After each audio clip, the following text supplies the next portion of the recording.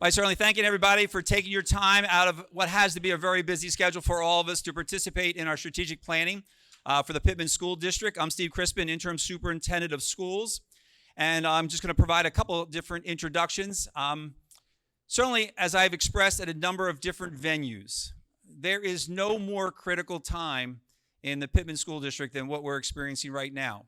And this is the beginning of a process in which there's a lot of important issues that we are going to be dealing with as a district and a lot of important decisions that have to be made. And again, on behalf of the board, on behalf of everyone here in the district, we really thank you for taking your time to be out here and be part of this very, very important conversation. I would just like to take a moment to recognize some important people. I'm going to start with our administrative team who are serving as our monitors at each of our tables. We thank them for their role. Some of you may know most of these people, you may not. We have Shay Murray, just raise your hand. He's our Child Study Team Coordinator. Kristen Miller is our principal over here at our Memorial School. Carolyn Mason is right here, principal at Kindle School. Laura Deacon, there's Laura right here, assistant principal at the high school. Sherry Lombardo, or Sherry's in the back there, our high school principal. Rebecca Moody, Rebecca's up here at our table here, our supervisor of curriculum instruction. Kristen Stewart. There's Kristen back corner there, our middle school principal. Dawn Bell, assistant principal over at our middle school. And Chris Morris, principal right here at our Wall School. Carissa Rose is our business administrator. She's at the door right there. She's kind of handled all the logistics as far as this evening is concerned. And again, they will serve as our monitors. I would also like to take this opportunity to recognize our Board of Education members that are here. And as I said, there's no more important time. And these are the individuals that ultimately will have to make the final decisions. And we really appreciate the fact that many of them are here this evening to participate in the dialogue. It's important that you know who they are. I think they would welcome any conversations that you may want to offer and any thoughts you may want to share. April Miller is our board president. April is back at our back table right there. Stacy Pappalardo is our board vice president right over here. I don't know if Sarah Bolton is here tonight. I know Sarah's right here. There she is. Thank you, Sarah. I know Melissa Farrell is right over here, raising her hand. There's Melissa. David Grossman is right here. Rebecca Higby is right back there, all the way back. And we have Natalie Pope is right there at our table there. And again, we thank them. Our tech guys over here doing a great job for us. I want you to let you know this is being recorded. It is not live streamed. It will be cut off when we go into our breakout sessions, so you will have an opportunity to dialogue freely. We felt it was important because of the interactive nature of tonight's meeting that it's not live streamed, but we do want to make the public available of some of the conversations. We have Joseph Joyce is over here, Aaron Hickman, and Max Poza, one of our technology engineers. So I'd like to take a few moments to just kind of, for the benefit of those people that have not been at any of our previous venues, to kind of give you a sense of why we're here and what the issues are. And at one of our first community meetings, I shared, first of all, we are in the 5th year of our current strategic plan. That strategic plan can be found on the district website under Board of Education. It's a very good plan. I think it's served this district well for the last 5 years. It's been a good driving force, as all strategic plans are, for kind of setting the tone of where we want to go as a district. So if you would like to take a moment to review that, I think it would be beneficial. So it is time for us to kind of review where we are, see what we have been able to accomplish these last 5 years, and determine where we want to go in the next 3 to 5 years, and maybe probably even beyond that with some of the conversations that we're going to be having. At one of those venues, I said there are 4 driving forces that are really having a significant impact on our district right now. And if you go into your folders, there's a 1-page document that starts at the top. It has enrollment, and at the bottom it has state aid. And the first driving force is indeed enrollment. And I'm just going to quickly and briefly highlight just a couple things. They're pretty evident, and I think most of you people, if you've been here and know the district well, you know that this is something that we've been experiencing.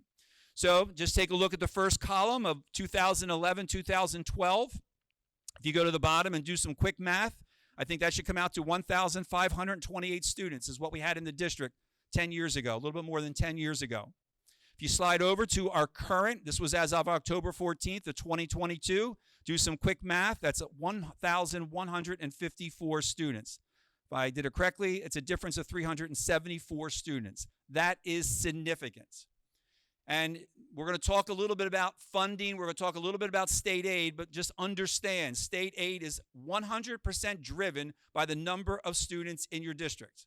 So if you have decreasing enrollment and population of students, you're going to have decreasing state aid, which we know also is a significant impact. So, and if you want to just kind of, drill down a little bit, you can start looking at the high school numbers.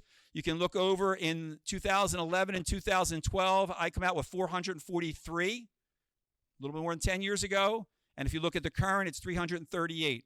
So that's more than 100 students, 105 students is the difference there, is the difference between 10 years. That's significant. Because not only at the high school level does it have that financial impact that I talked about, but obviously it has an impact on program and our ability to support programs, whether they be academic programs or extracurricular programs. So that's very important. The other thing, as I said, the second driving force was state aid. And if you drop down there to the bottom, and you can see some state aid figures over the last 20 years, I would have you kind of focus on two. The first one is equalization aid. It's that third column down. You can look at those numbers. I'm going to reference them in a minute. And then the second column is adjustment aid. If you circle those two, I'm going to come back and reference them.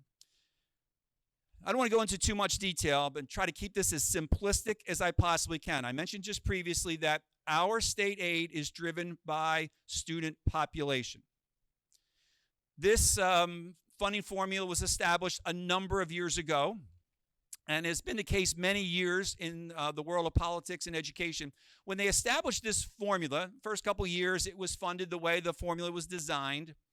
But then as districts are starting to lose students and starting to experience declining state aid, what the state did, probably through a lot of lobbying, is they made a decision to kind of keep school districts hold harmless. We were one of them. So hold harmless means, if you go back, you're going to see under that equalization aid, that is kind of our primary source of funding from the state, equalization aid. You can kind of see that held the same number all the way across. So instead of reducing our aid back then 10 years ago because our numbers were starting to go down, they kind of held us harmless, not only with this equalization aid, but also two columns down with that adjustment aid. That adjustment aid was fully intended to keep districts that were losing students from losing aid. All right? That was the way it was designed 10 years ago. And about 4 years ago, the state kind of came to a decision and said, we cannot do this no longer. We can't continue to give school districts money when their student populations are declining.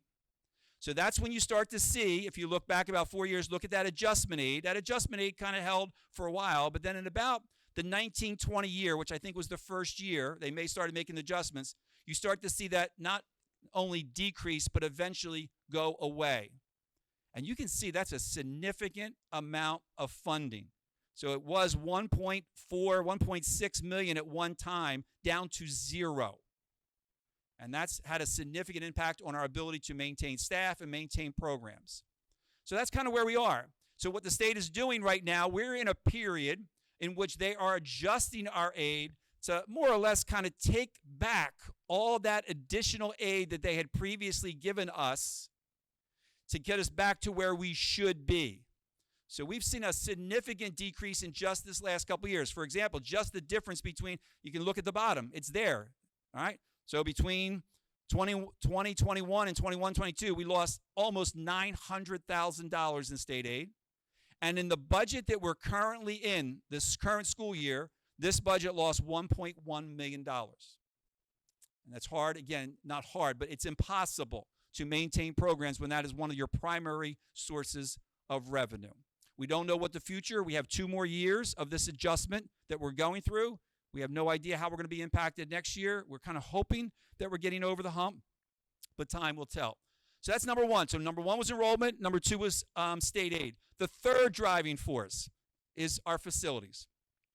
I think if you all are aware of the fact, we have, in a couple of years, we will have 3 of our 5 schools that will be more than 100 years old. Kendall and Walls will be celebrating their 100th years in a few years. High school, the old high school, the middle school I think this is the year that it's 100 years. So we will have 3 of our 5 buildings more than 100 years old. Only 1 building has any type of centralized HVAC, and that's the high school. All the other 4 buildings are boilers and window air conditioned units. So we have some facility needs that will need to be addressed.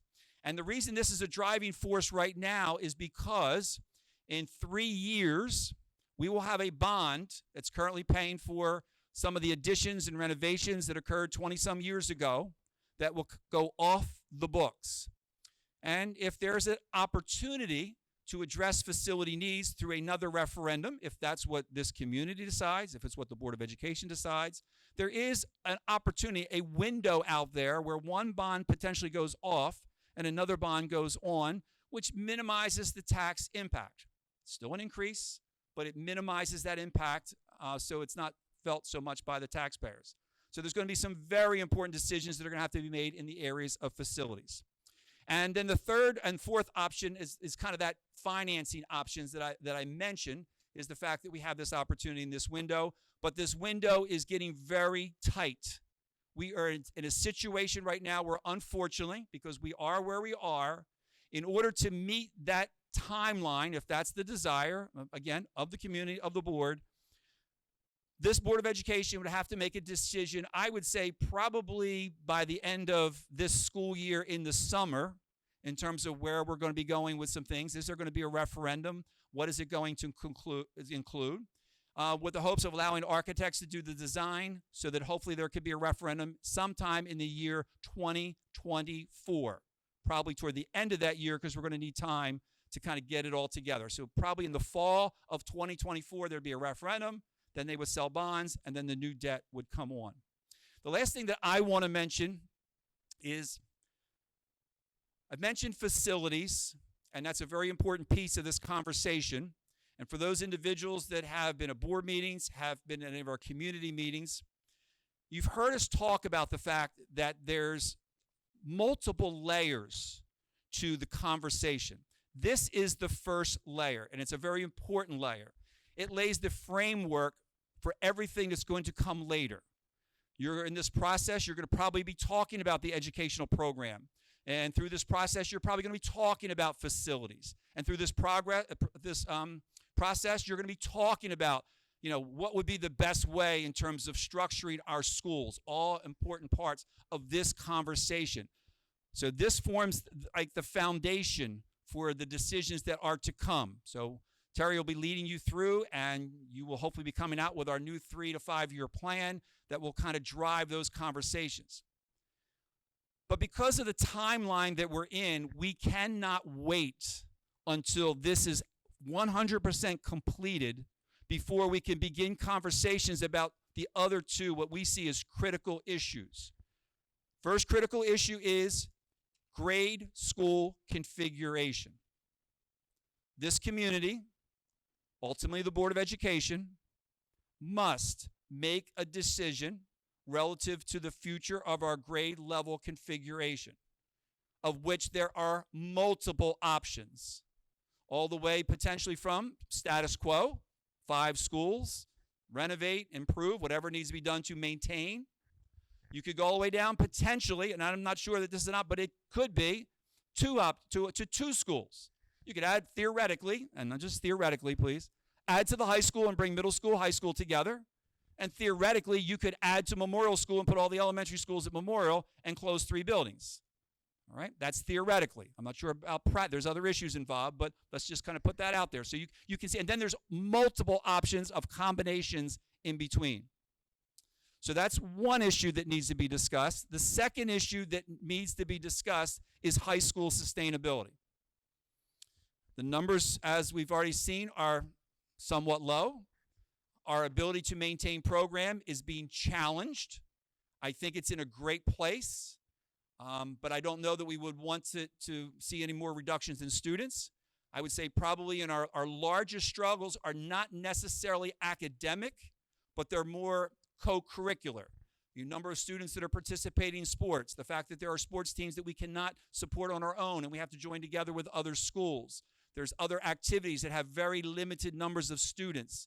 And our ability to continue. Our band certainly struggled this year. And so there's a lot of different areas in which we need to look and determine how it can be enhanced. So when we talk about high school sustainability, and I made this very clear to the high school staff, I want to make it clear here, high school sustainability is not about looking at options for Pitman High School right now. High school sustainability is going to be, what do we got to do to make Pitman High School as strong as it can be? That's the conversation we need to have. And we need to be creative. We need to be flexible. But I think as most of us understands, there really is no other options than making sure Pitman High School can remain strong. But certainly that might be something that some group and the board may want to explore in the future. But right now, it's a conversation is going to be how can we make it strong. So with that said, you have the dates for the strategic planning meetings that we're going to be participating in at this level. In your packets, we have scheduled meetings for those individuals who would like to participate in the grade level configuration meetings. That is in your packet. That first meeting for the school configuration is Wednesday, February 22nd. You can see there's March 13th and April 4th. Any of you are invited. Certainly if there's other people that are not participating in this conversation, they're welcome to attend. And you can see that there's a separate meeting for high school sustainability. That meeting starts on Monday, February 27th. All the meetings, it'll be either a cafeteria or library, just depending on the numbers. You know, with this number here, this is what really works best, but if the numbers are a little bit smaller, we'll probably start in the library, and then we'll move over if needed. All right. So with that, hopefully you have a good understanding of the challenges that this district faces, the challenges that you, as participants in our strategic planning process face, and for those individuals who elect to participate in any of our other meetings, have to, the challenges that we face there. And we encourage you and invite you to participate and certainly invite anyone else who may want to be part of that process. So with that, we are now going to begin our first phase. As I said, it's a very important piece of strategic planning. Terry Lewis is with us tonight. I've known Terry for a long, long time. This is something that she does extremely well and leads districts through. She's a representative of the New Jersey School Boards Association. And at this particular time, I'm going to introduce Terry, and I'm going to let her take it from here. Terry. Well, good evening, everyone, and thank you for coming out. When we started this, I said, how many people do you think will come out in the community? And they were like, oh, at least 100. And I was like, really? And they were like, oh, yep, at least 100. So here you all are. You have proven me wrong. I think this is wonderful. The gentleman that you met in the back on your way in, his name is Jesse Adams. He is what we call my partner in crime. We do a lot of strategic plans together. As a matter of fact, I think we have 5 on the books right now. So every night this week, we'll be at a different session, just not yours. Let's see. Where's my clicker? So here's what we're going to talk about this evening. We're going to talk about what the process looks like and why we do this. We're going to talk a little bit about our small group work, and then we're going to report out. We're going to ask you to listen for common themes, and then we're going to talk about next steps. So this is actually one of the easier meetings. Again, you're probably going to say later on, yeah, she said this one was going to be easy. So let's take a look at strategic planning. First your mission statement. I did not put this in initially, but I thought we should, because I think you should be reminded about what the school's mission is, and you can all read it up here. Building on our unique traditions, the mission of the Pitman School District, in partnership with families and our community, is to educate all students through exceptional learning experiences to be discerning, ethical, confident citizens. It is the expectation of this school district that all pupils achieve the New Jersey student learning standards at all grade levels. So there's your bar. That's what your mission is, and this is what you said, this is what we intend to do as a school district. So now let's look at strategic planning. And everybody's like, okay, what is this really? So out of the discussions that we have in strategic planning, it is not going to be evident to you what you need to do with your schools. But this is going to provide a whole lot of data and a whole lot of information as you move forward in those discussions. So it's important to keep that in mind. This is really just a process of identifying what your long-term goals are and the best approach for how to achieve them. And it is a process which I'll explain as we move forward, because sometimes we like to get to the end. We have opinions and we're like, oh, I think we should do this. But really, if you sit back and you take a look at the entire process as it moves through, you'll be able to see just how you come up with these decisions at the end. So it also creates an organizational vision. And this is the one thing that'll be in our next meeting that Jesse and I really like, because you have a vision for what you want the school to be, and you have a vision, and you have a vision. This process will create an organizational vision so that you can all agree on, this is what we want for the kids in our district. These are the skills, these are the experiences. This is the knowledge that we want our kids to have when they leave Pitman. The last thing it does, it creates an ongoing cycle of assessment. So you've had strategic plans in the past, and usually what happens is they're 3 to 5 years long. And at the end of the first year, you say, okay, well, these are our goals. Let's assess where we are, and what do we have to do for the following year. So if you don't do that, if you do a strategic plan and you stick it on the shelf, that's the worst thing that you can do. You should bring it out annually, assess where you are. What have we done? What do we need left to do to achieve the vision that these people had when they put this together? These are the components. And this is really easy because you don't realize how often you use this in day-to-day decision making. So whenever you make big decisions, you really take an assessment of, hey, where are we? Where are we right now? And Steve did a really good job of giving you a whole lot of background information. And then the work that you're going to do tonight is going to add to that and let us assess, where are we right now? The next step that we're going to move to the following week is, where do we want to go? That's our vision. Let's define where we want to go. The third step is, what do we do to get there? And I'm not kidding. You use this subconsciously in all your decision making, about daily things. You're going to buy a car. How many of us are going to go buy a car and just say, I need to go buy a car, and I walk in the first dealership and I pick out a car? No, we actually put a little bit of thought into it. At least I do anyway.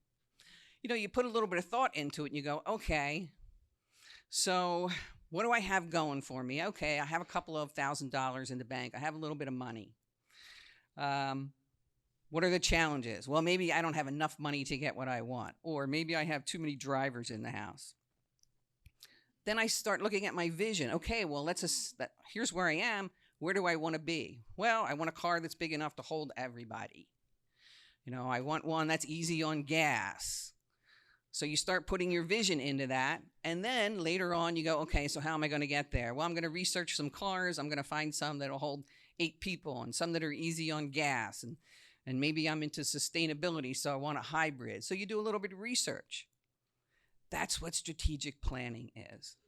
The assessment of where are we, where do we want to be, and how we're going to get there. Questions so far? So we've talked long enough.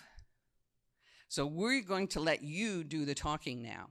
You're all in small groups, and this is the group that you're going to work with. But I should also say, everybody take a look at the folder, at the front of your folder, and it should have a table number on it. And if you're not sitting at the table where the number is that you have on your folder, now is the time to move, because we have some tables that have a little bit more than what they should and some that have a little bit less. But here's what our assignment is. Are you leaving, Ed? Table 4. Thank you. So each group is going to brainstorm, and I'm looking at the number of people in this room that are going to get this. We're going to brainstorm strengths and challenges of your district. And we call it the David Letterman's Top 10. And as I say that, I look around the room and I'm like, people are going to be looking at each other going, who is David Letterman? So a couple of you will get it, a couple of you won't. But it's David Letterman's Top 10. So your table is going to come up with a list of your top 10 strengths and achievements of the school district, and then your top 10 challenges. And then we are going to report them out at the end. We're actually not doing them on big paper. That's why we have moderators. They're going to be helping you along. They're going to be taking notes. They're going to be recording everything that you say. We won't be recording video, so you don't have to worry about that being out there. And it's a timed exercise. So what time is it? All right, we're about 2 minutes early. So we're going to try to finish up by 7:55. And then we'll be reporting out all the results of all the tables. So do we have any questions right now? None? Seeing none? Okay, go ahead and get started. Thank you very much. All right, everybody. We're going to bring it in. All right. Here's what we're going to do. We're going to go around the room, and everybody should have one person who's acting as their spokesperson. When I get to your table, we've got a large group tonight, so what we're going to ask is, we're going to start with strengths and achievements. Each table, when I get to you, we want you to give us one of your top 10 items. And then we're going to move to the next table, and by the end, everybody will have an opportunity to throw out one of their top 10 challenges. If someone gave one of yours, don't give it again. Pick something else off your list. And I think then we'll go back around and we'll ask you to do the same thing for your challenges. All right? So let's start with table one. They're all backwards, so I got to go here so I can see. This table one. Who's speaking? All right. One of our strengths is we have some really smart students, high academic achievement for our students in town. Very nice. Table two, team two. We have, I just lost it, that the kids are a face, not just a number. Table three. We're going to add that the community and parent support is a great piece to the education puzzle in Pitman. I'm going to go right here since I'm here. I'm not sure what table it is. I got it. We said that we have teachers and staff who know all faces, names of students in their building, and they care and want the best for their students. They're passionate about their teaching, and they all bring great talents.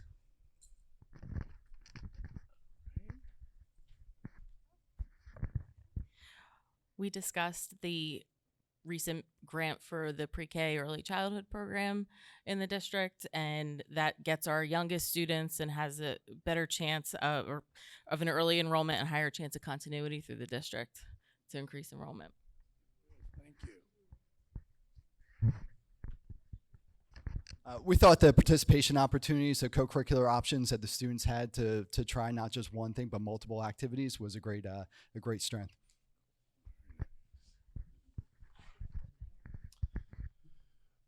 We thought one of the strengths that our district has is the number of students who choose to go elsewhere but return to Pitman after a year. That's special.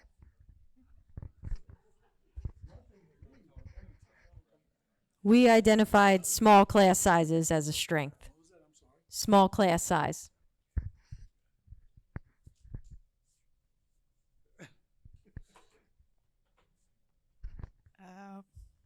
One of the benefits we thought of the smaller student body in Pitman is that there's more opportunity for kids to participate in sports and other activities. Like no one's ever cut from a team in Pitman High School.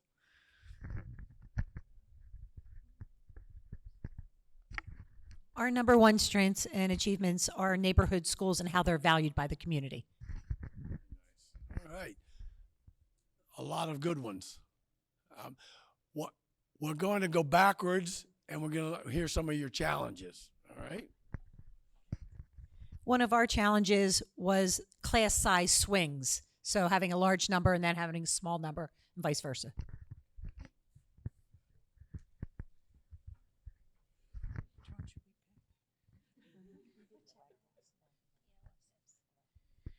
One of our challenges was that we're not able to offer as many elective courses as larger school systems are.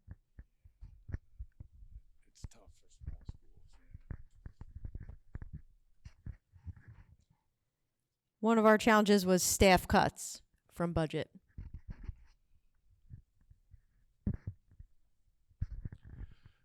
We'll go with transparency of our educational offerings. In other words, doing a better job of marketing exactly what we have available to the community. We're going to repeat almost everything that everybody said already. One of the positives, but we also saw as a challenge, was the neighborhood schools and with that class balances and duplicate programs.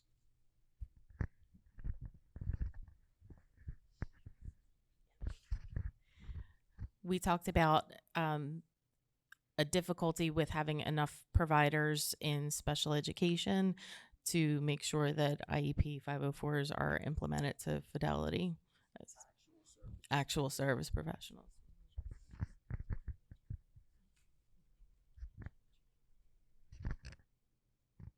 We're having a discussion here, sorry.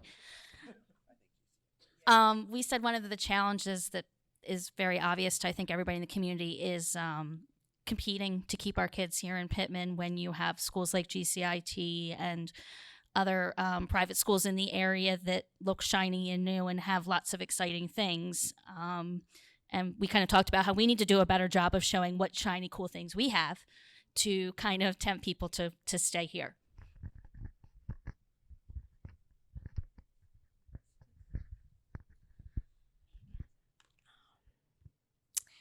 Okay, along with many of those other things, we also had that the extracurriculars are not always sustainable. So one year there might be a golf team, and the next year there isn't a golf team.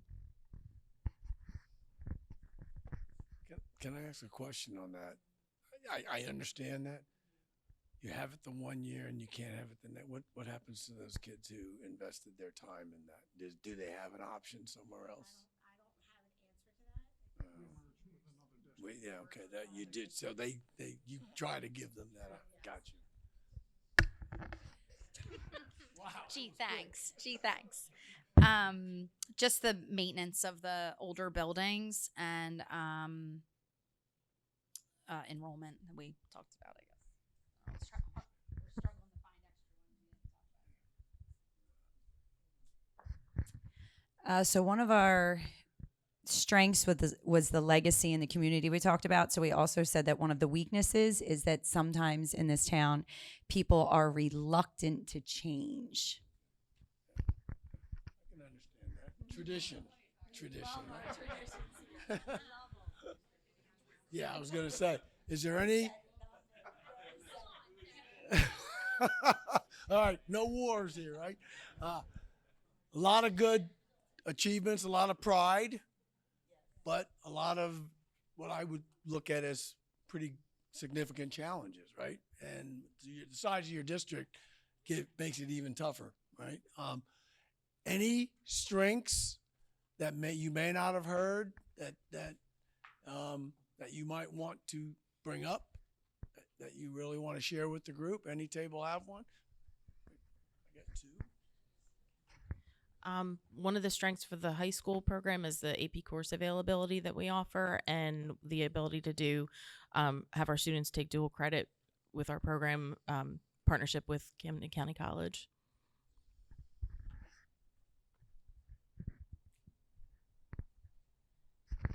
So we had one that we actually said we couldn't decide if it was a strength or a challenge. The fact that we have no buses, because it does make it that our community is, we're small and a lot of our kids walk to school together or ride bikes together, or, everybody gets together in carpools and makes it work. But, without having buses, as we have new people move into the community, is that something that might turn them off because you have double parent working households now, and some people might go, well, what? They don't have buses. What do you mean they don't have buses? So we really couldn't decide if it was a strength or a challenge. I think you could probably look at it both ways. Any other strengths someone wanted to bring up? we felt that one of the strengths with the high school was that we have an offering of virtual high school courses. There's over 200 courses that students can choose from, and that we offer AP courses where some of the other schools that students attend by not coming to Pitman do not offer any AP classes.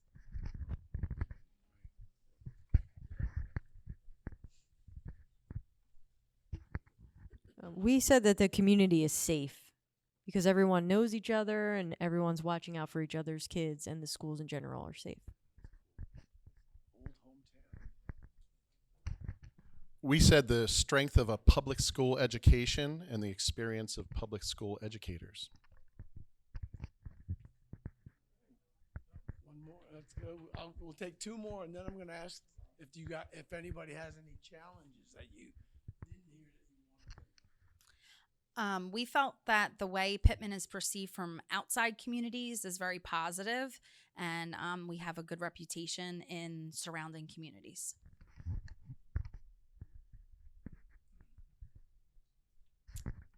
We also said in our elementary schools, we have really great home and school associations with a lot of parent-teacher involvement.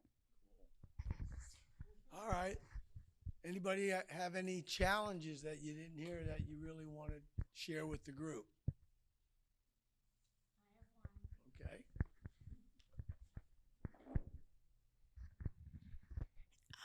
Staffing of 5 buildings with administration and also utilities is very costly. I think you'll be able to attest to that one. So speaking to that, if we are to close buildings, what happens for the rec spaces that we use for gym space, for basketball practices, soccer, cheer, those type of things, if we do close buildings, things to think about. Any other challenges someone wants to bring up? All right, we didn't even talk about this one. I'm just going off on a tangent here because I wrote it down on mine. I am going rogue. But it's the strength or the use of our alumni or community network. So many of these other schools talk about after graduation from some of these high schools, you've got this great network of business owners, trade groups, whatever it might be, and we don't seem to capitalize on that. Somebody had their hand back here that they had a challenge. Yep, there we go. We had a couple items that were specific to elementary. There a lack of space in the Panther Club for working parents, and also the idea that the Memorial kids are together and they become friends, and then they're split between Kindle and Walls after being together for several years. What's the Panther Club for me? After school program? Okay. After extended daycare kind of program? Gotcha. All right. Yes, sir. Just decrease in teaching staff is also decreased opportunities for club advisors and co-curricular advisors. Good point. Very good point. All right. A lot of great achievements, strengths, but definitely a lot of challenges. And I think just my take is, I know I'm not from down here. I'm from Burlington County. But I know of Pitman, and I know of similar size kind of districts like you and the challenges that you go through.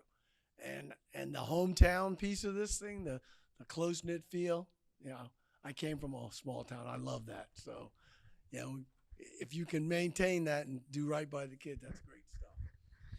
All right, I think we're off to a good start. Thanks, Jesse. Let me go forward here. Here's what we're going to do with all the work that you did tonight. So over the next week, Jesse and I are going to be pouring through all of your report outs, and we're going to try to come up with a list of common themes for you.